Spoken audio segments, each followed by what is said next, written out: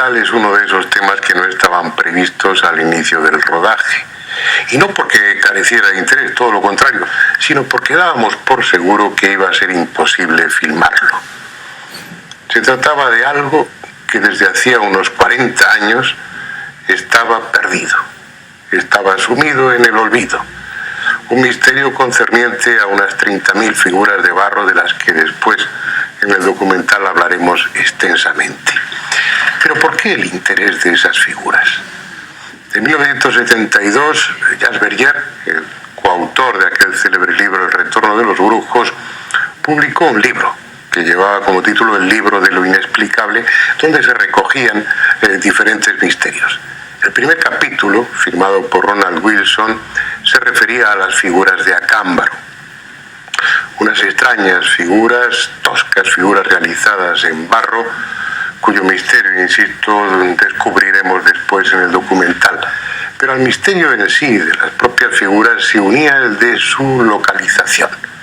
Habían desaparecido. Desde hacía décadas no había vuelto a saberse de ellas, no habían vuelto a ser fotografiadas y mucho menos filmadas.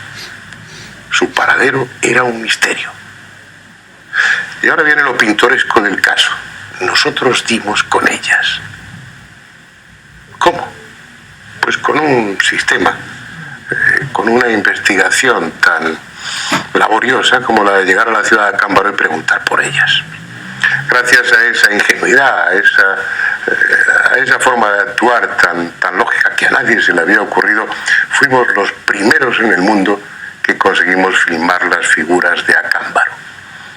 Mientras yo estaba en esa tarea, Juan José Benítez se dirigió a la laguna de Tayacuta, cerca de Acámbaro, para aclarar otro misterio, el de un monstruo acuático llamado Chan, similar al monstruo del lago Ness y que, como verán después, también guarda relación con las figuras de Acámbaro. Y por último quiero llamarles la atención sobre un detalle. Me verán y me escucharán decir en el documental que esa había sido la primera vez y posiblemente la última en la que las figuras de Acámbaro eran filmadas y que después de esta ocasión probablemente volverían al olvido. Afortunadamente no fue así. La presencia de un equipo numeroso como el nuestro en aquella pequeña ciudad y luego la difusión de esta serie consiguieron que las autoridades tomaran en cuenta a las figuras de Acámbaro y hoy exista un museo en esa ciudad donde muchas de ellas puedan ser contempladas. Los que hacíamos en busca del misterio nos congratulamos por ello.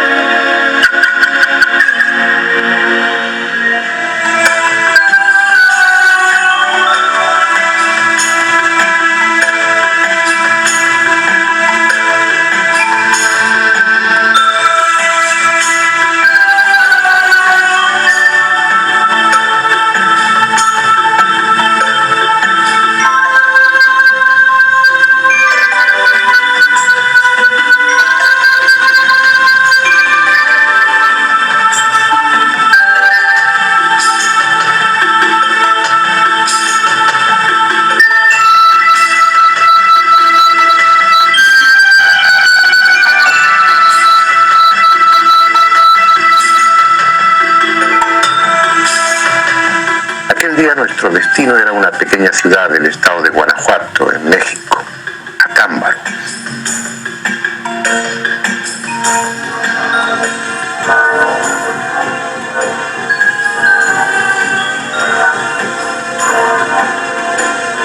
Por entonces iba a celebrar el 179 aniversario de la elección de Miguel Hidalgo como generalísimo de las fuerzas insurgentes de México.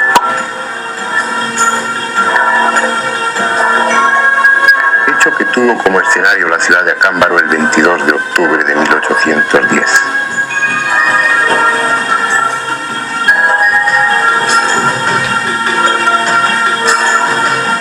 Pero nosotros estábamos allí atraídos por una historia muy diferente. la historia de una fascinación, la que ejercieron unas figurillas de barro sobre un hombre, Valdemar Jules Riut, un comerciante de Acámbaro. Fue en julio de 1945 cuando un albañil, Odilon Tinajero, le ofreció las primeras figurillas procedentes de este cerro, el Cerro del Toro. Y lo que había en esas figurillas era tan insólito, tan fantástico, que Valdemar dedicó su vida a almacenar cuantas pudieron ofrecerle. En 7 años, entre 1945 y 1952, acumuló 37.000. Llenó su casa literalmente con las estatuillas, estanterías, muebles, rincones, pero ya no está. Valdemar murió y su casa cambió de dueño, está cerrada. Esas figurillas están almacenadas en un local de la municipalidad. No saben qué hacer con ellas. Están envueltas en papeles de periódicos y encerradas en cajas. Y no saben qué hacer con ellas porque el dictamen de los arqueólogos oficiales es que son falsas. Aunque lo cierto es que la mayoría de ellos no se han molestado en venir aquí para comprobarlo. Nosotros sí, vamos a verlas.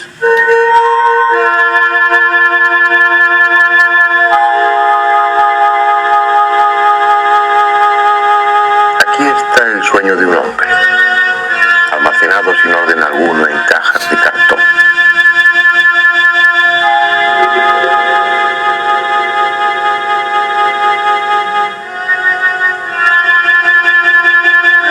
Estas son las míticas figuras de Acámbaro, rotas ya muchas de ellas, desintegrándose lentamente en cajas de pescado, sin más protección que la que quiera depararles la providencia, como un desecho inservible, cuando tal vez constituyen uno de los misterios más apasionantes del pasado.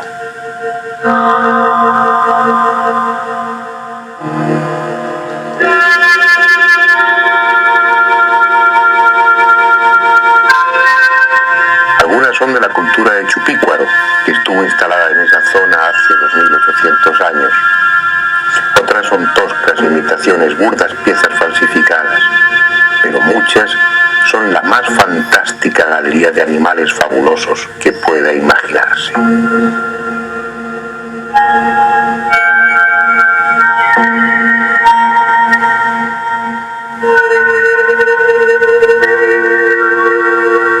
Fíjense en ellas.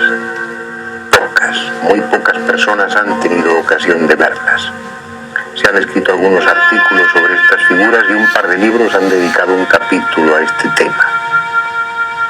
Para los investigadores de lo insólito es casi un mito, porque solo uno o dos han podido tenerlas en sus manos.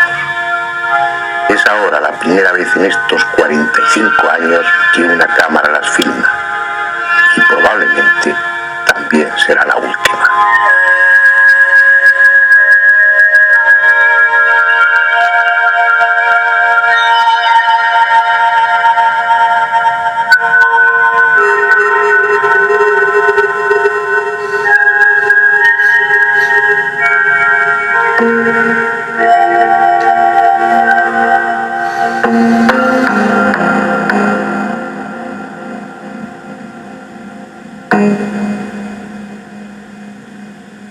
Y es posible que no haya otra oportunidad de filmarlas, ni siquiera de fotografiarlas, porque las figuras de Acámbaro se han convertido en algo incómodo que conviene tener oculto. Los arqueólogos institucionales niegan su autenticidad. No encajan en ninguna cultura conocida. Su estilo no se parece al de ningún otro pueblo del pasado mesoamericano. Y además se han encontrado algunas evidentemente falsas. Todo ello es suficiente para condenarlas al olvido. Sin embargo, los investigadores especializados en lo aparentemente inexplicable se han sentido atraídos por ese tema y no se conforman con esa conspiración de silencio oficial. Lo primero que habría que dilucidar es si, salvo las falsas, las estatuillas son obra de artesanos actuales o son antiguas. Hay argumentos para apoyar su autenticidad, pero quizá el más contundente sea la datación a través del radiocarbono 14, y tal datación existe. Así pues, según ese análisis, la mayoría de estas figuras descuidadamente almacenadas fueron modeladas y cocidas 1600 años antes de Cristo, y Waldemar Jules tenía razón.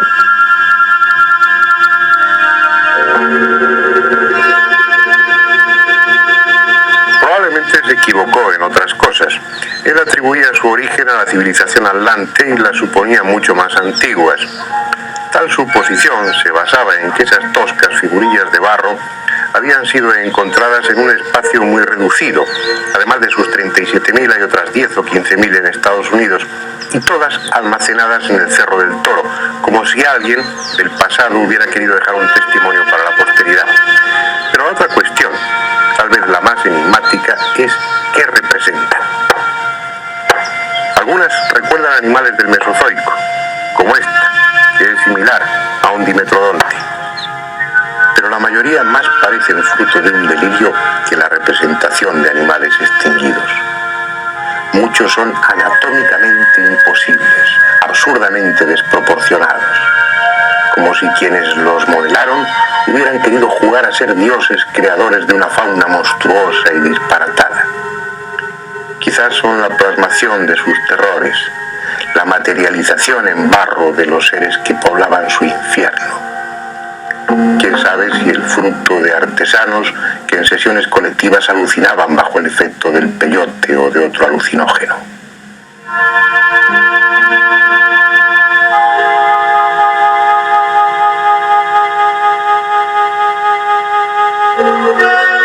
Algunos sostienen que parte de aquellos animales del Mesozoico no desaparecieron hace 100 millones de años en esa zona, sino que algunas especies sobrevivieron hasta la llegada del hombre a América.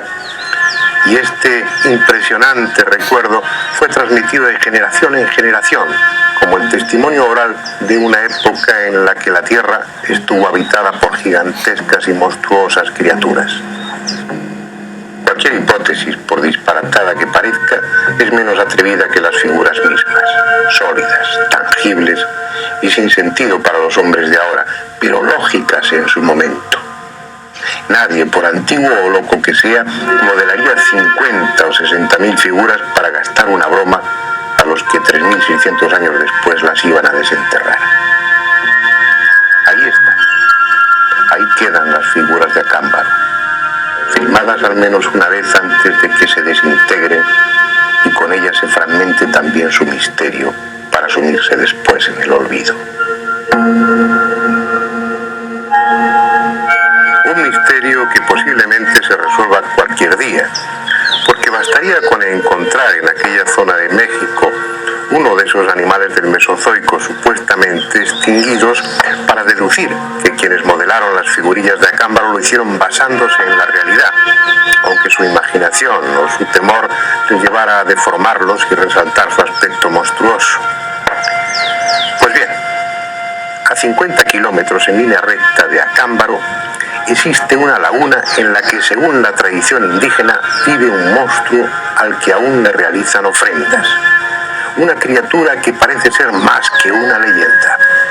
Por eso, mientras parte del equipo dedicaba su atención a Acámbaro, Juan José Benítez salió de Ciudad de México con dirección al Valle de Santiago para investigar la posible existencia de ese pariente del monstruo del lago Ness.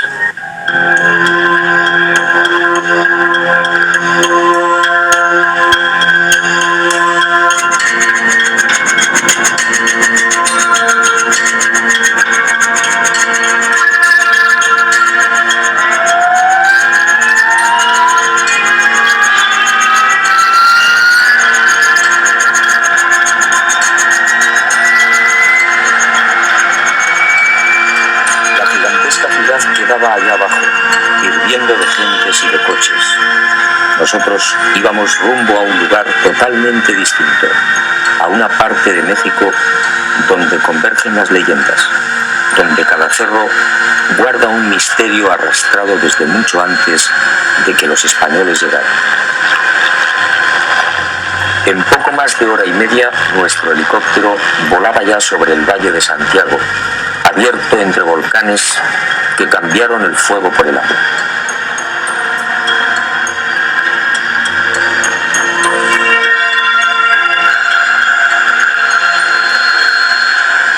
La ciudad, que tomó el mismo nombre de Valle de Santiago, también en el estado de Guanajuato, como la cercana Acámbaro, parece descansar a la acogedora sombra de uno de esos volcanes dormidos, cuyo cráter se transformó en laguna.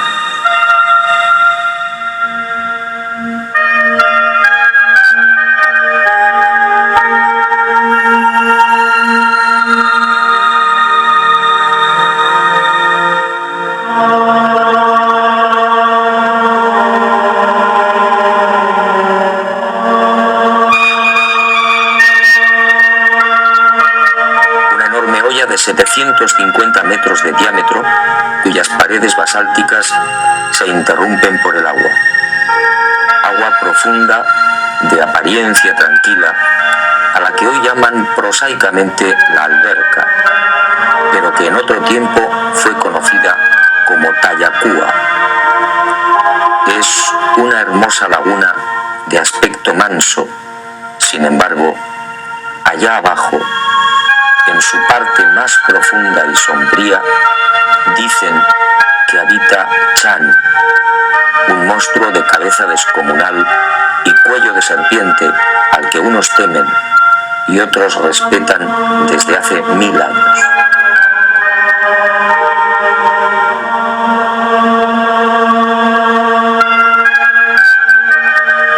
Por extraño que parezca, bajo las aguas de este lago cráter mora una extraña criatura cuya antigüedad no es completamente conocida, pero de la cual tenemos testimonios toltecas y mayas de 1000 años a la fecha.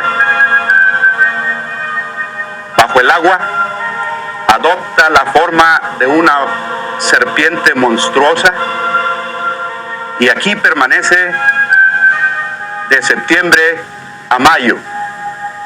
En mayo se transfigura para convertirse en una serpiente de viento que ha de traer las nubes sobre las sementeras del maíz que constituye nuestro sustento, que constituye nuestra carne.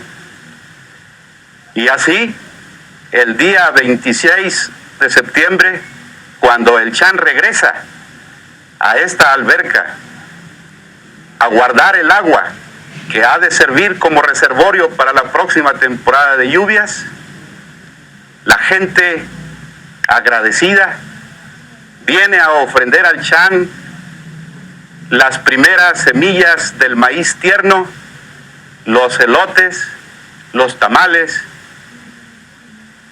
en testimonio de su grandeza y de su compasión para con el pueblo, porque le ha dado el agua.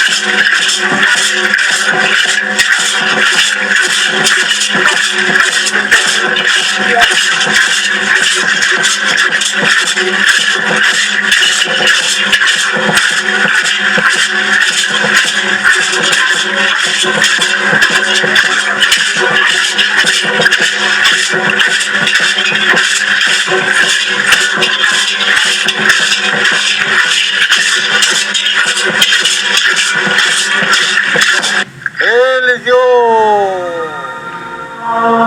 Él es Dios, cantan los danzantes. El monstruo es Dios. Tal vez algunos de los que participan en la ceremonia ya no crean en Chan, pero siguen fieles a la tradición y danzan a las orillas de Tayacúa, en la laguna, como parte del ritual en el que se le ofrendarán a la legendaria criatura de las aguas los primeros granos de maíz de la cosecha. Chan fue magnánimo una vez más y les trajo la lluvia, y ahora se la devuelven simbólicamente porque ya no la necesitan y arrojarán al cráter agua procedente de los 4 volcanes que rodean la laguna, agua de los 4 vientos, de los 4 puntos cardinales en las que han amasado ese primer maíz recogido.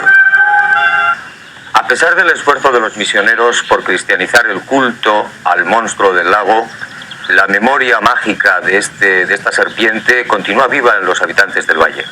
La Iglesia, no contento con esto, llegó incluso a levantar una cruz para exorcizar al espíritu de esta serpiente. Sin embargo, los habitantes de esta comarca siguen celebrando esta festividad.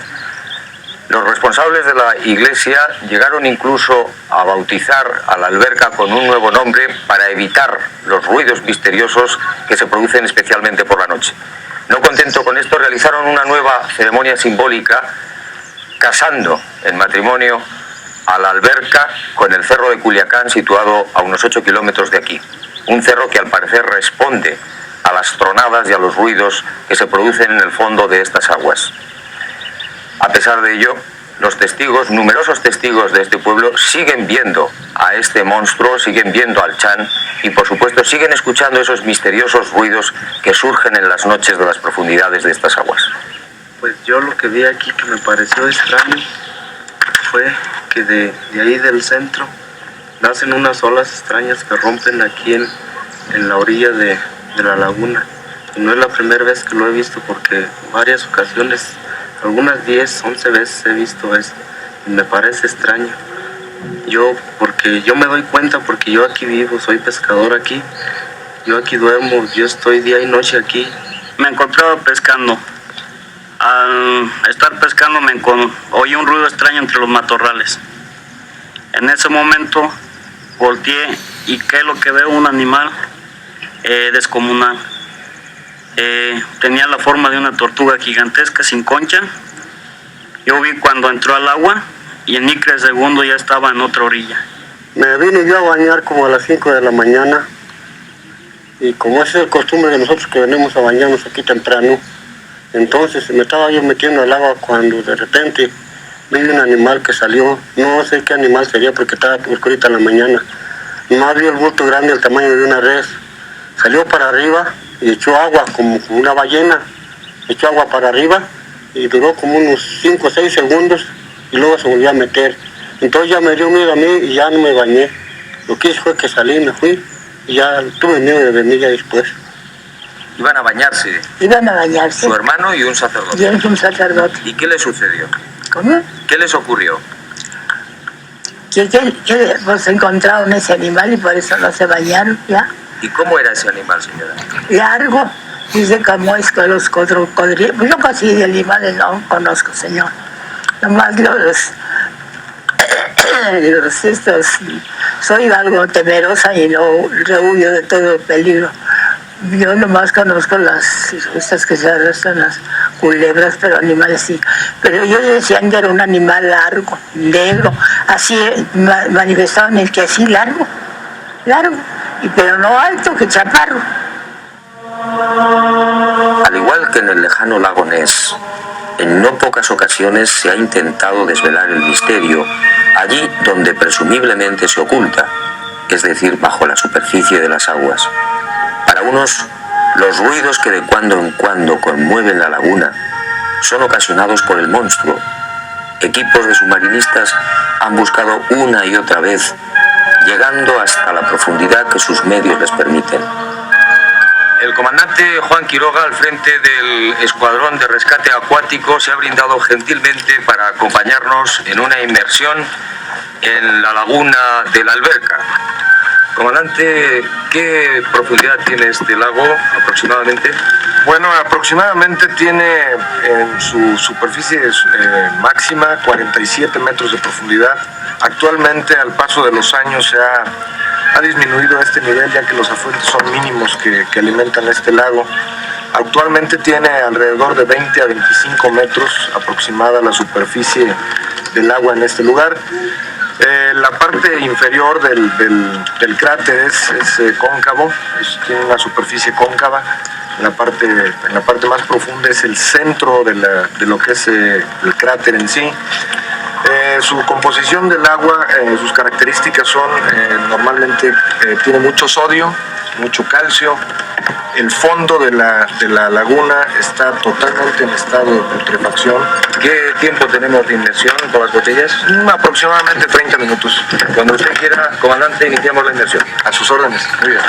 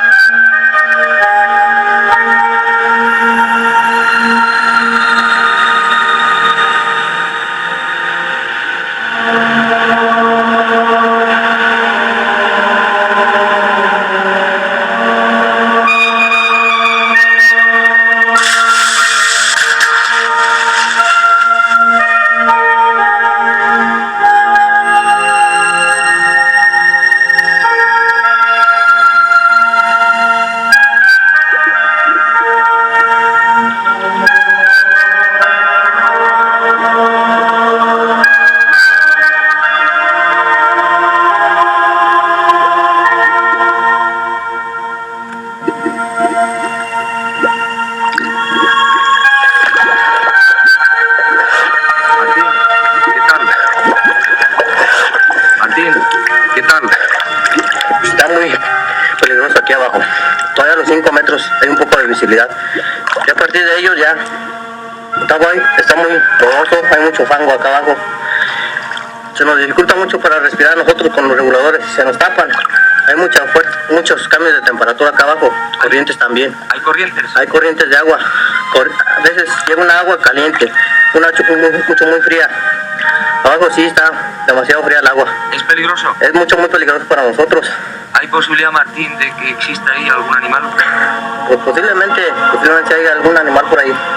Esa es la conclusión más generalizada, como si incluso los que no creen en la existencia de Chan se resistiesen a privar de la leyenda a una laguna tan mágica y amiga que cambia de color para advertir al hombre, azul cuando se acerca la primavera, esmeralda si vienen las lluvias y amarilla antes de las desgracias. Si la leyenda es algo más, como afirman los testigos, Chan no sería uno sino varios, los miembros de una colonia que ha sobrevivido al resto de su especie. De no ser así, habría que abrir un capítulo nuevo en la zoología que se ocupase de los monstruos de los lagos. Sea como fuere, las figurillas de Acámbaro y la leyenda de Chan parecen caminar en una misma dirección, aquella que señala la existencia de monstruosas criaturas en esa zona del mundo, ya sean tangibles o fruto de una memoria colectiva cuya raíz ignoramos. Es posible que la respuesta esté en el fondo de Tayacúa, la profunda laguna a la que volveremos, aunque se niegue a descubrir su secreto, porque es parte de un sistema de volcanes en torno a los que giran misterios aún más desconcertantes.